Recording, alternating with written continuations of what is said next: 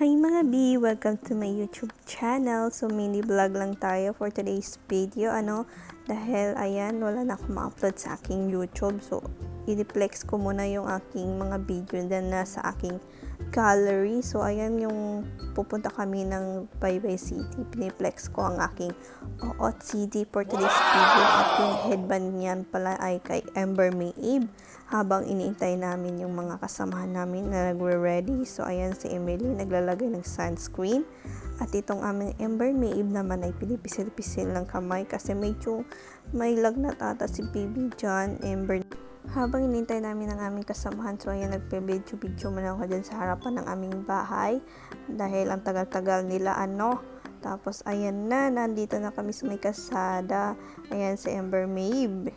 Kinuha niya yung kanyang headband. Guys, welcome to my YouTube channel. So ayan ang aming baby Ember Maeve. Amazing! Nag-aantay pala kami niya ng sasakyan dahil medyo matagal-tagal talaga dito sa amin.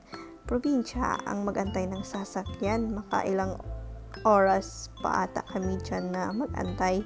Dahil minsan talaga ay punuan dyan sa aming probinsya pag-antay ng sasakyan. At nandito na kami dito sa Baybay City. At karya-karya ko na si aming tabibi. So, yan pala kami nag-stay. Kasi medyo hindi naman mainit dyan. At maglakad-lakad ang mga bata. At nandito rin ang aming Ember Maeve. Ayan, naglakad-lakad din siya. At mayroon pala akong naisip dyan na gawin.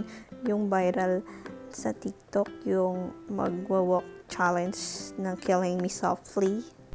Tingin-tingin muna tayo sa ating paligid kasi medyo nakakahiya naman talaga. So, ayan, ito try na natin. At wait, meron pa walang tao dyan. Kaya, ayan, naka-atras ako. Sige. At napaupo pala ako dyan. Tamang kwentuhan lang ng aking kapatid. At medyo hindi ko na malaya na na-videohan pala ako dyan. At mukhang sabi ko, para naman akong nakapupo dito. Ayun talaga. Mukhang na pag-isip-isipan ko na ulitin ko yung trend sa TikTok. At may napansin pala kami dyan ay papunta yung papa ni baby. Kaya ayan, kumakaway-kaway na yung kapatid ko dyan.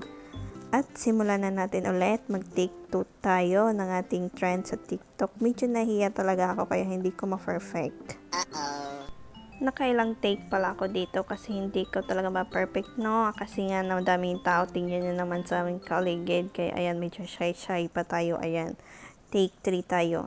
Okay? Ayan. Trying me through my eyes. Trying me softly.